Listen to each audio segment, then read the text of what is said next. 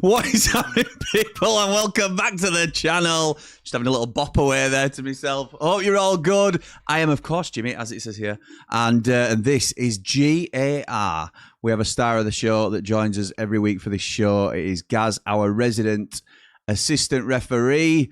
I thank Gaz for doing this because it puts him, for those that aren't aware or haven't seen the show before, Gaz is a qualified ref, and he is here to give us a perspective on why calls have been made the way that they are.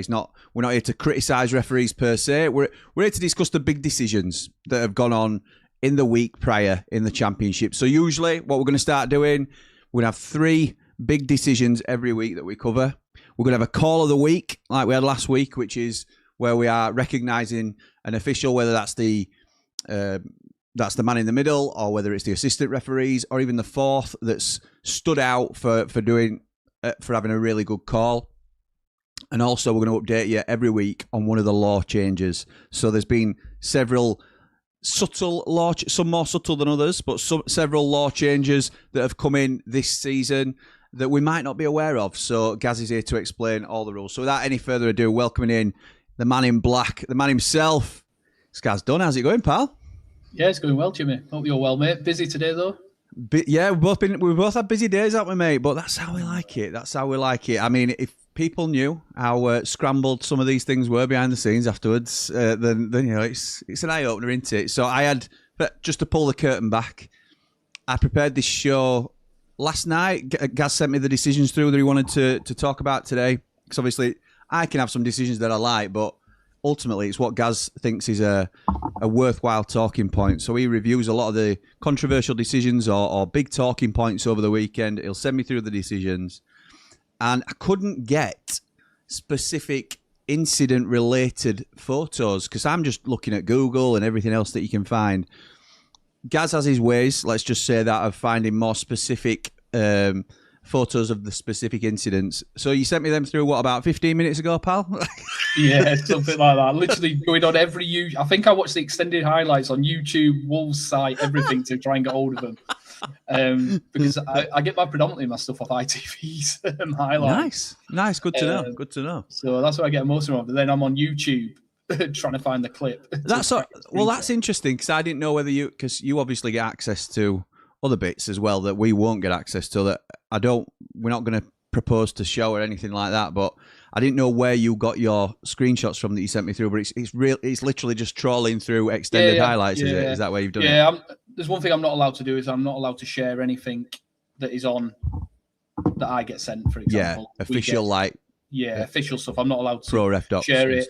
To be honest, the stuff I get through is stuff like what Howard goes through with Michael Owen on and things like that. That's the sort of stuff. I get all the comms for several decisions every week.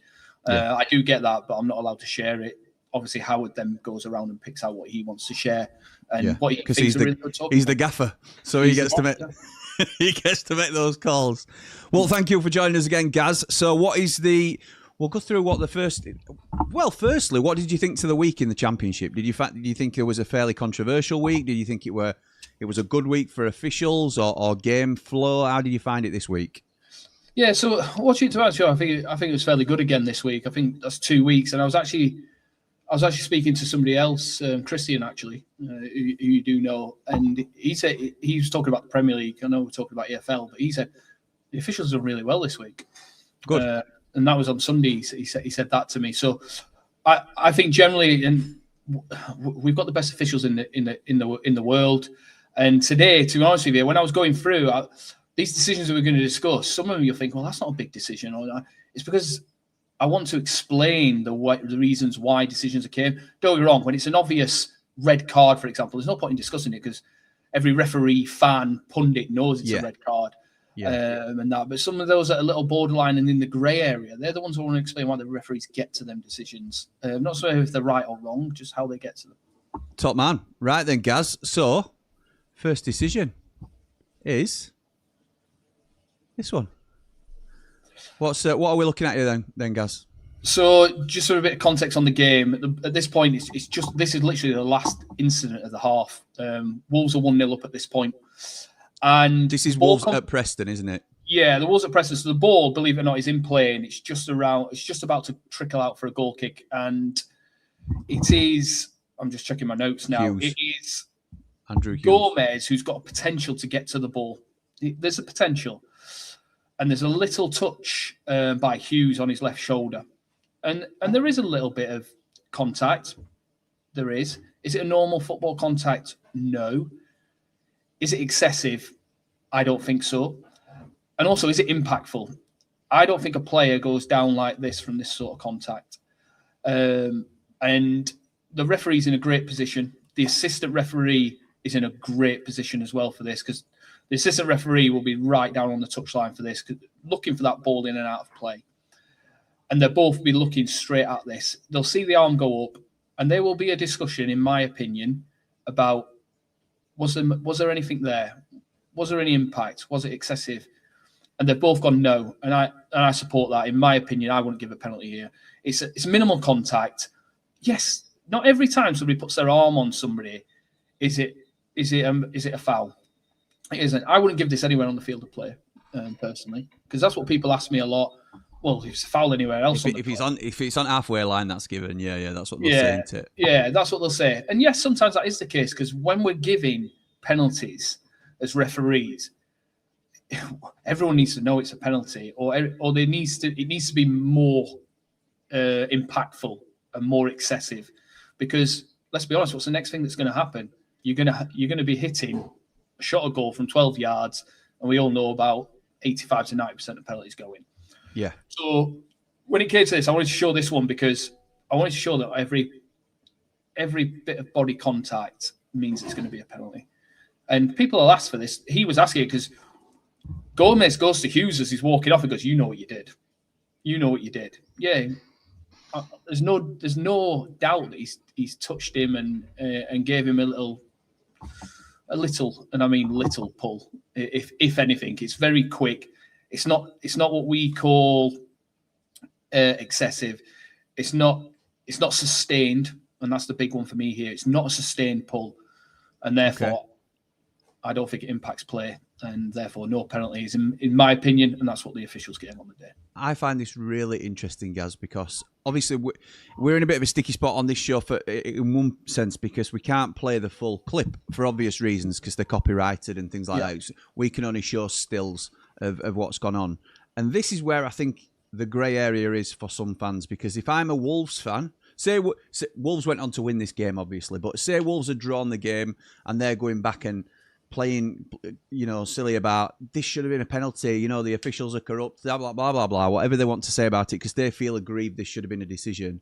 What you're saying is, in real time, this was not a sustained hold, or this wasn't something that I believe genuinely impedes his opportunity to make a challenge on goal.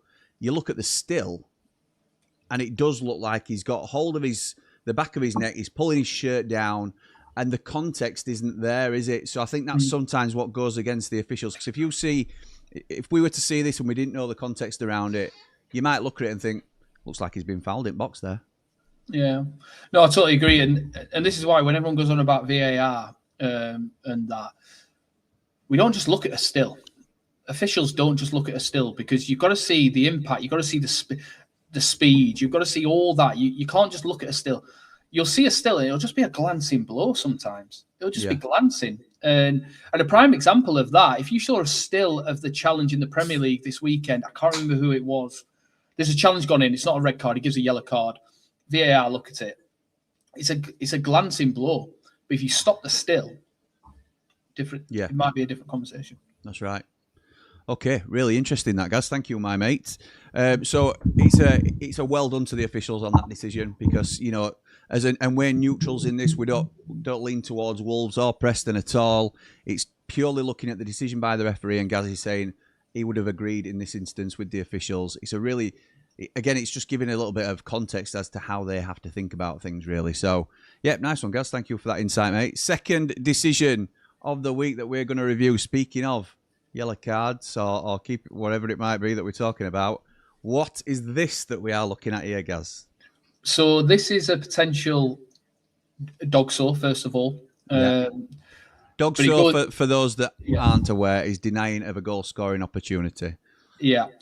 But for those that don't know, if a penalty is given and it's dog show, it's only a yellow card. Okay. It's not a red card. Okay.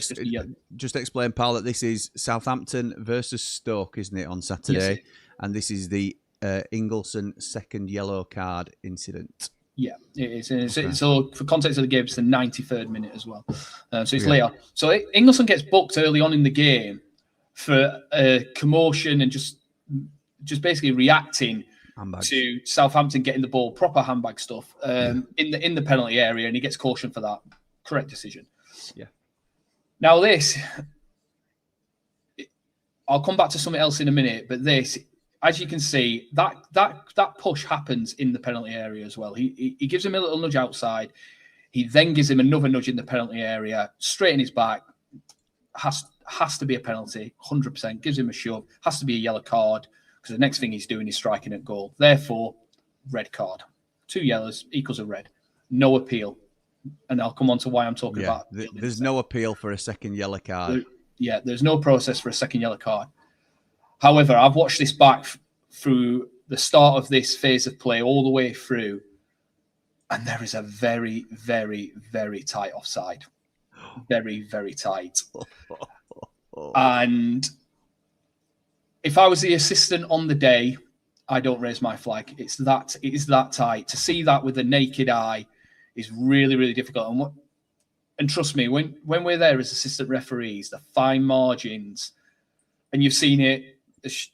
For those Sheffield United fans, everyone talk about John Lundstrom's big toe and things like that. And he's only a toe offside, does it matter? They're the fine margins you're trying to see in the EFL with no VAR, and you've got to get it. It's a factual thing. There's a few things that are factual. Balling out of play and offsides are just 2 that I can think off the top of my head. And I'm telling you, to try and see when that ball is kicked at the point of contact, to then have a look and the assistant referee, by the way, is in a perfect position. He is dead with the second last rear defender, like you'd expect. Yeah. And he's looking dead along it, and he's looking for that attacker. We focus on the defender. I said this last week. We focus on the defender, not the attacker. So when we know that we can see an attacker instead of that defender, that's when, especially when the attacker's closer. Yeah. So that's what we're looking for. And when I've looked back at this, I think his knee may potentially and I mean just, be offside potentially. It is potentially an offside. Without getting VAR out and drawing lines and using the semi-automated offside, that's how close it is. I think that's the only way you find this out. We're not saying this is a criticism for the official. We're saying this is... I'd keep my flag down. Yeah, exactly. Which would have been the wrong decision in hindsight for what you're saying, because as we've said earlier, Gaz does have access to seeing like footage that goes to the minutiae of what officials are scored on, looked at. It's so that they can all learn from decisions that have been made by their peers and things like that, and where it might have gone right or might have gone wrong. So Gaz has had a look at this, and it's taken him several looks whilst looking. Similar to the VAR, if you're thinking about it in that context.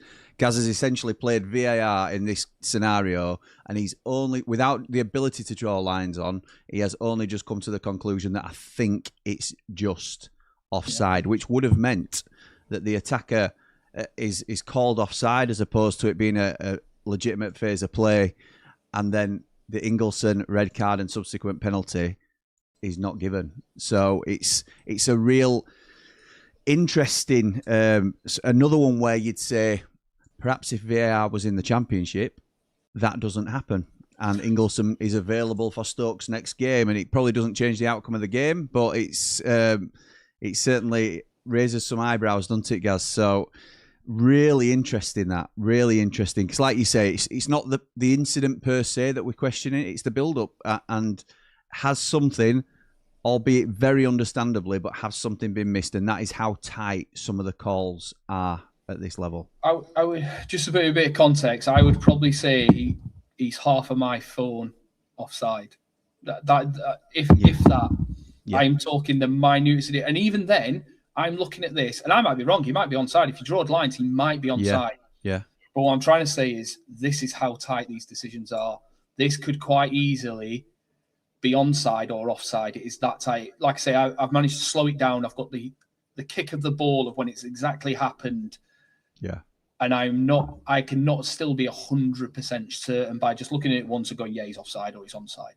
Yeah. It is that tight. And now Ingleson, for example, the impact, I don't think it wouldn't have impacted this result. It's a 93rd minute. Southampton were 2-1 up with minutes to go. But Ingleson's out now for the Carabao Cup this week, for example. He is, mate. That's the impact. But like I said, me as an assistant referee, I've got less tighter offsides wrong on this, just for context. Yeah. And I would have kept my flag down 100% because I could not have been 100% certain that was offside. Interesting, mate. Okay, next decision up. What is it we're looking at here, mate? Yeah, so this is the West Ham. They're 2-1 down. I think this is about the 90th minute. It's around the 90th minute. It's very late. Yeah, it is 90-91, I think, this, yeah. Yeah, and shot comes in from the edge of the air. The referee, wherever we try and get in and around this, so we believe it or not. So not only are we looking for fouls, but we're looking for things like this quite a lot, where players are trying to block shots. We're trying to see where the hand, because if you don't get in a good position for this, you miss this as a referee. You can miss this quite easy. So what he's doing here, the player's trying to block the ball. His arms come into an unnatural position. Both of his arms are. It actually is his backhand, which is actually even risen more than his front arm. And it hits it. It's a strike on goal. It's going towards goal. And therefore, it's a penalty. But what I want to discuss is how do referees get into the position to see these? Because this ball comes from out wide. It then comes across. So the referee's on the left-hand side of the penalty area. He's then had to arc his run. We do arc our runs. Stay out of the way of everyone and arc his run to get round to have a view on this. There's only one person that can make a decision on this, by the way. It's the referee. No assistant. This is bang in the middle of the field of play. No assistant referee is coming in to give him a hand here. This is a total... So the assistant, as we look at it now, the assistant is on the left-hand side of where the screen is. Is that right? So he'll be that side. All right, so he's got it front on, really. Yeah, so he'll always play left back. So as referees, we're always with the left back, and that. So he'll be on that side. So, but hang on. So if he's have I got that right? No, I don't know if the camera's turned. No. So this is the Charlton goal, isn't it? So we have got the back of Okonkwo here, the goalkeeper. So the goalkeeper will be on the left of the goalkeeper. AR will be on the left, which is why that you can see. Not only has the offending player got his back to the AR, where his arms are out in front of him. So that's, again, this is sort of just forcing your point that it's really difficult for the linesman to see. There's also a West Ham player behind him, and this is obviously a crowded box. West Ham are trying to pile on the pressure as they search for an equaliser. So that is just, those are just the people we can see in frame. So you're right, Gaz. There is only one man that can make this call, and it's not the assistant ref, is it? It's the man in the middle. Do it wrong. You'll have another assistant referee and the fourth stood on the what I call the T piece of the halfway line. That's where they'll be stood. But they're 40, 50 yards. Well, they're 40 yards away. To try and make that decision from back there is difficult. They might have a view, but they can. To be certain from there, it needs to be a blatant handball and which is understand because we've all seen stuff like this from the crowd, haven't we? And that's the same sort of view that you get. You think you've seen an handball, but could you bet your house on it that it's definitely happened? Sometimes you can. Rarely would you bet everything that you've got it right. So and he's like I say, referee's in a great decision, gives the penalty, correct decision. However, West Ham missed the penalty. They ended up losing 2-1 still. Yes, they did. So a great call from the ref there. So it's blatant handball when you see it on TV, but like you say, Gaz, it's the way the referee stays out of the commotion of the play and arcs his run to still be able in a spot to a position to spot that. So good stuff. So those are our three decisions, pal. What's your call of the week? So call of me is actually in the Southampton game where I said there's a potential offside for Steve Martin, who's the referee in the middle. And it's not so much. This is not a hard decision for somebody of his caliber, by the way. It's not a hard decision. But I just wanted to explain it, mainly because I saw what the player reaction was to it. So what's happened is there's a sliding challenge coming. The referee plays advantage. For who, sorry? Who's the slide? Because it's the Stoke Southampton game, isn't it? Or Yes. Southampton Stoke game, yeah. Ooh, I'm questioning myself now. Who was it for? Southampton. I think it might be Stoke. I can't remember. Okay. I'll be honest, I can't remember. Okay, mate. But Okay. basically the challenge comes in. There's a foul challenge. There's a foul tackle. The referee plays advantage, and the player goes through on goal and has a shot. Doesn't score, but has a shot. So he's played advantage. So most people will say this player's had the advantage. Okay, they've had a shot on goal. Fine, done. The problem is that player is in an offside position, and the assistant referee's flag goes up in the air. All right. Therefore, there is no advantage. Even though the referee's played advantage, there's no advantage because he can put the ball in the back of the net. It's going to get scrubbed out. So there's no advantage. And the referee, and this between him and the assistant referee, and the referee makes the call, he pulls it back and he allows the free kick. Because then this is about 10 yards outside the penalty area, by the way. Just give context. But the players are going, hang about, he's had the advantage. And that was getting asked by the players, saying, Clever. Yeah. He's had the advantage. He's had a shot on goal. If he scores, what are you doing then? Kind of thing. And that's the point I'm trying to make is we have to think about as referees a hell of a lot of things. It's not just a case of just giving the offside. I've just played an advantage. Hang about, I've just played an advantage. I need to bring this back then because there is no advantage. I need to give the foul rather than giving the offside. Because if there'd been no foul in the build-up, you'd have called the offside and possession goes back to the opposition, doesn't it? Yeah. So. And like I say, for somebody of this referee's caliber, this isn't a difficult decision. But I just wanted to try and like I said, me and Jimmy have both said this is what this show's about, is to give you the insight of certain things and explaining bits of law that don't happen every day in the game. What happens if a dog runs on, for example? You know what I mean? Just stuff like that. What happens if the ball pops when that free kick's taken? This is the sort of stuff when I come to call of the day and everything along this show, it's like Jimmy said, it's to give an insight. Yeah. And the referee here, not a difficult decision for him. However, in the context of understanding the laws of the game, this is a prime example. I think it's... I really value, mate, what you know this anyway, because obviously Gaz has been a part of our streams for years now, essentially. But you always bring this sort of referee's insight as to where we're thinking about it, and I do think it's an underrepresented. I know Howard Webb goes on with Michael Owen and does his best to explain things, but I think having that direct contact with the audience, because we'll go through some comments and people can ask you what they like about it, but it does show a little bit more. I think refs are very easy targets during a match day. I honestly look, you could not pay me enough to be a referee, because I think it's an absolutely no-win position. A ref's best game is when nobody mentions the ref, so it's. And sometimes it's unavoidable to get your name mentioned. So I really appreciate you coming on and going through these, guys, because it does give us some real insight as to what the thought process is for some of these decisions as well, and what difficulties you're having to balance as you're making these decisions. So that's your call of the week, Steve Martin. Well done, Steve, for making the correct call there. And we end, as usual, before we jump into the comments, we end on a law change, because there have been several law changes. And this is what Pro Ref and is it the PGMOL? It's not. Is that no? PGMOL now is Pro Ref. Okay, so and the FA. You're always trying to sort of revise and improve the laws of the game, and some people will agree with and some they won't. So we're going to talk about one that I think most people have become a little bit familiar with, but just to tidy up a few bits that people aren't sure of. So what's the law change we're going to discuss today, guys? So obviously there's a big thing from the game through and it goes to IFAB, the FA, Pro Ref, all the big organisations in Europe and the world, where they're bothered about not the delaying of play. Obviously, we discussed last week about the 5 seconds with the goal kicks and the throw-ins, where the referee will blow the whistle and then they'll start counting down from 5. The other one they brought in is about subs, where some substitutions over the years have just taken ages. Yeah. So now what they brought in is the subs now have got 10 seconds to get off that field of play. And I'll go into the full ins and outs of it, where they've got 10 seconds to get off the field of play. And if they don't, the sub that is coming on needs to wait 1 minute before they can come on. All right. Yeah.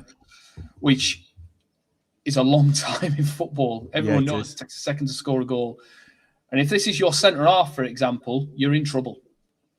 This has already happened. I'm sure on several occasions, but it stood out to me straight away as a law change because myself and Joe Motson were watching. I think it was our first watch along of the competitive season where it was Middlesbrough and Wrexham, I want to say, and Will Lancashire was subbed off, and he took more than 10 seconds to leave the field of play, and I want to say, it might not be Tommy Conway, but whoever were coming on to replace him had to wait for a minute off the field. So as we've said here, as Gaz has just explained, 10 seconds for a sub to leave the field of play. Failure to leave the field of play leave the field within 10 seconds of the pause in play may result. I've put may because I wasn't sure if it's discretionary.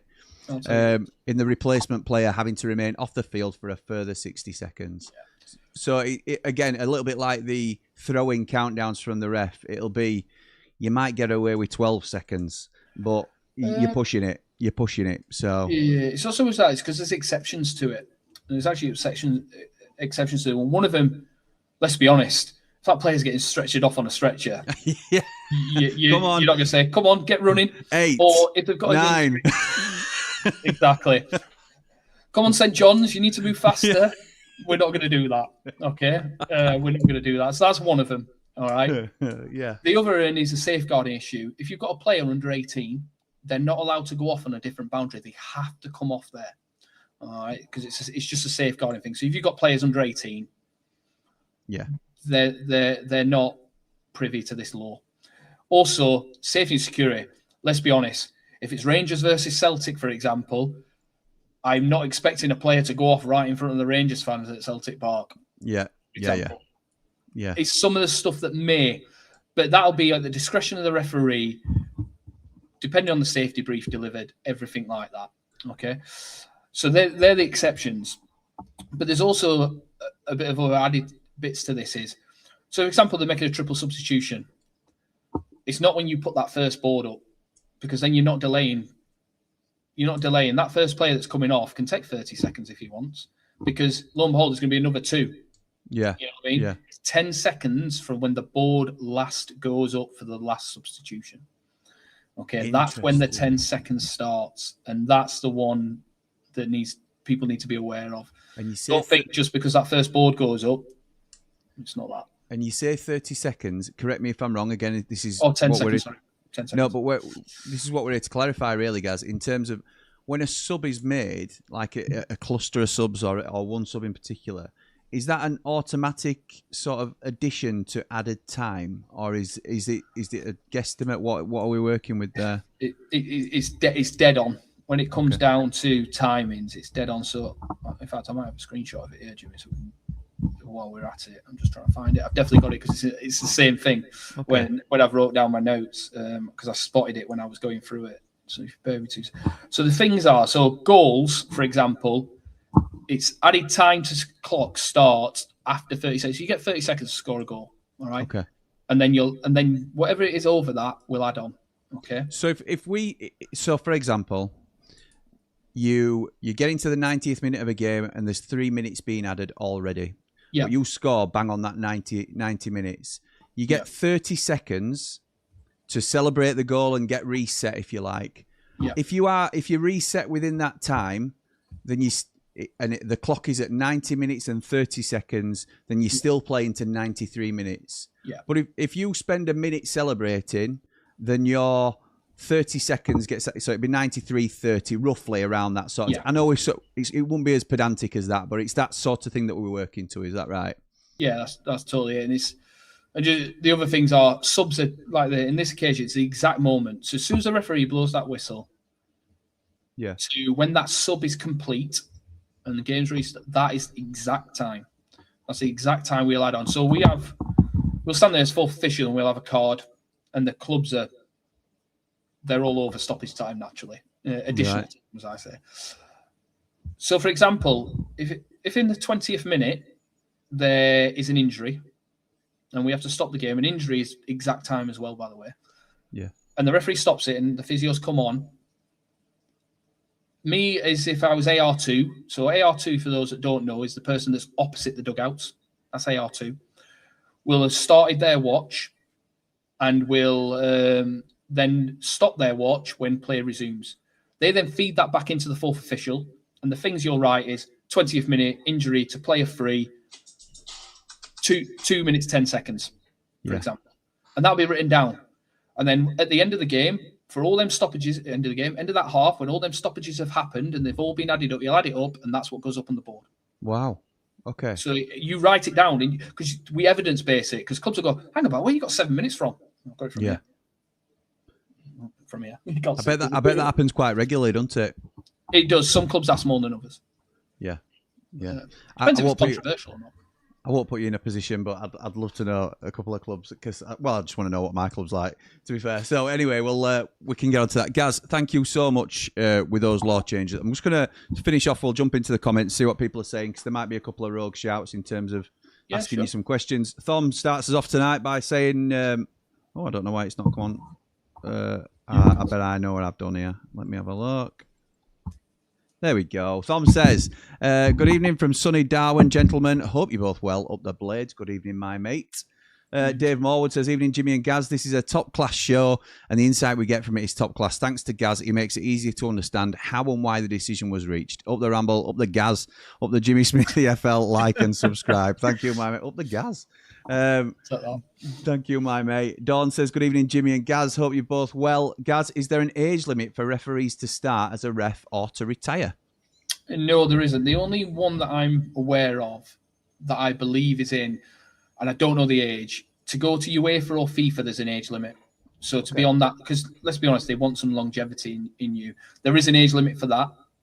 But other than that, there's no age limit. You can start early. People start at 14. They wear a yellow armband for those that may have seen them on the park at the weekends. But yeah, there's no age limit. I didn't do my course till I did mine quite early. Actually, I think I did mine. Well, I say early, 24. I think I did mine. 24. Also, you said that a lot of the refs that you see professionally now as well, including yourself, obviously, is that they come from a disciplined background, whether it be armed forces, police, fire service, emergency services, if you like. So it's interesting, isn't it, that some may have sort of worked in that career till they were 30 and then transitioned. So it's really interesting to know that, isn't it, I suppose? Yeah, and the only ones that are actually professional is the Premier League, and is that top group, Premier League champion. They're the only ones. Everyone else is part-time. I've got a normal 9-to-5 job, and I've refereed on the Women's Super League. Well, not refereed, I've been an assistant referee on the Women's Super League. But there's other people that are like that. Yeah. Interesting. Nice one, mate. Is it? Well, I suppose, without being crude, but I can only assume then that it's similar to the Premier League. The payment for Premier League, the discrepancy is quite vast in terms of being a top official in the Premier League. A little bit like the players, if you like, where you're getting top. I know they're not getting Premier League player wages, but you can only be a full-time pro if you are at that level, I assume, rather than you've got a contract. You are an employee. No, sorry, you are an employee rather than a worker, for example. That's probably the best way of putting it. Dave Morwood's back. He says, what about the crew player who hid behind the goalpost, waited for the goalkeeper to roll the ball out, then ran round him and scored? Old Dermot on ref watch was not happy. So funny. Cheers, guys. I haven't seen that goal because I haven't watched all of the EFL highlights, but I've seen these before. Dion Dublin did it to Shea Given, didn't he, years ago, and there's been a couple that have done it since.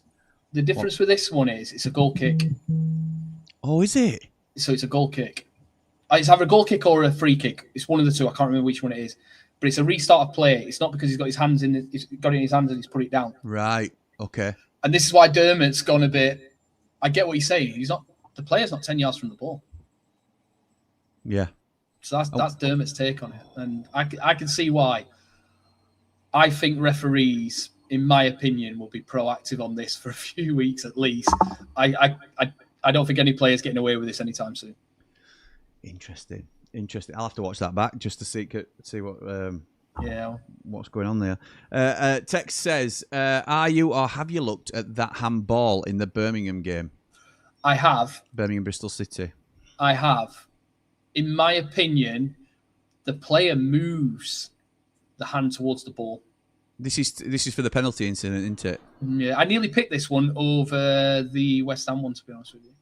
Yeah, I thought it were a penalty too, to be honest. I think there is it's not so much. Yeah, sorry, Jimmy. It's not so much that the ball hits the arm; it's the player's action, where he's got it and he's done this. You know what I mean? He's done this. So Yeah, I can see why that's given 100%. Top man. And Josh, with the final comment of the evening, says, I still feel we need a better punishment for keepers going down for treatment all the time. I still think my idea of them playing the next 5 minutes with no gloves would help solve it. Nice. Don't mind it. Yeah. So that I don't know if everyone's aware there is a trial for this. For no gloves? Yeah, no, for no gloves. There is a trial for this where basically if the keeper goes down through no football contact, so there's no contact, there's no coming together with an outfield player, there's numerous stuff we can do. We'll do this as a law change actually in one of the games, but I'll just briefly go in one of the shows. I'll just go across it. And what will happen is if there's no footballing contact and they just go down, the manager has got 30 seconds to tell you which player's coming off for a minute. And this is at every level of football, this is just on the professional game. If they do not nominate somebody within 30 seconds, I think it's 30 seconds, I'll have to check the time. I had it, believe it or not, I had this at camp this weekend and I've not gone through my notes yet. If they do not, the captain's coming off. Right, okay. Okay, so that's what's happening with the goalkeeper trial. It's a trial, this, by the way. This is why it's not law across all forms of the game. We offered to do it in England to IFAB to trial it, and yeah, that's what's coming in. I'll get the in-depth stuff, and that I'm still going through that one because it's only been published in the last couple of weeks. That one. Yeah, correct me if I'm wrong, Gaz, because obviously I'm a layman to all this, and you'll know, but that I think goes back to the ongoing attempt to counter time wasting. So there has been a significant push on, look, if a player's down for a certain length of time and they can still carry on playing, then they will be asked to leave the field for a number of seconds, which again is another law change that we can come to. But the loophole that clubs have quickly cottoned onto is, well, nobody's going to ask a goalkeeper to leave the field of play because that's more than an unfair advantage. That's an open goal for somebody to potentially score, and it's not like the punishment doesn't meet the crime. So you see a lot of it early season, unfortunately, where goalkeepers go down and sort of, sit down essentially and say, I need a bit of a breather. If a team is under pressure usually, and if they're winning or whatever it might be, and this, I believe, what Gaz is talking about here is the attempt at an alternative to counter that in terms of, let's hope they don't time waste and they'll be punished with a man down for doing so. Yeah, there's teams out there, games that we were fully aware of as officials, about between the 24th and 27th minute, you'll see somebody stand up and go like this. Get down. Really? Guarantee, yeah. We knew it as officials. Wow. And we tried to proactively manage it to a point of we'd walk over to the goalkeeper and we say, come on, let's go. We know what's happening. Let's go. Then, because you know what happens, they all go over to the benches. Yeah. They all have conflab, but they all have a drink. It's a tactics break, isn't it? Yeah, it's tactical. It is so tactical. But we had nothing in law that allowed us to do anything about it. Was there nothing then, sort of deliberate time wasting, feigning injury, anything like that, where you could have booked the player for anything like that? Because how do I know that player's not injured? Yeah, we know, but we don't. Yeah.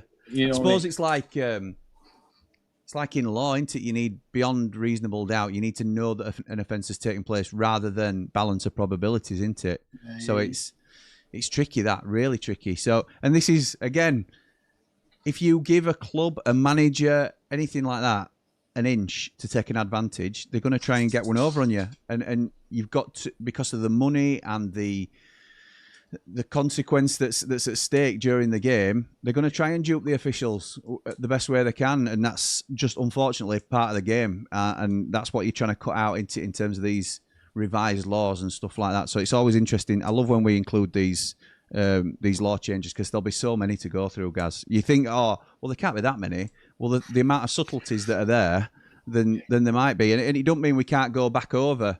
As the season continues, it don't mean we can't go over law changes as well in terms of what we've already discussed when we see a decent example of it, if you like. So no, 100%, mate, 100%.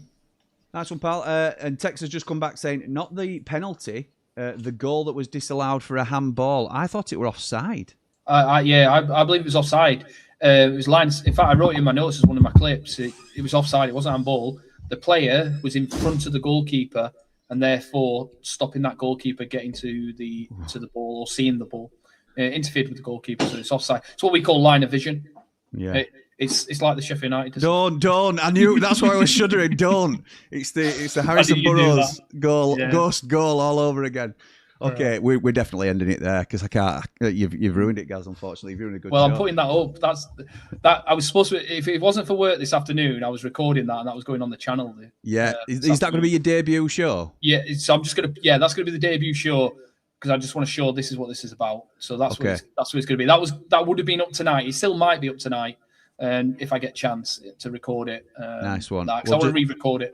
For anybody that's not aware, if you're catching us live now, you won't see it yet because you can't collaborate on a stream that's going live.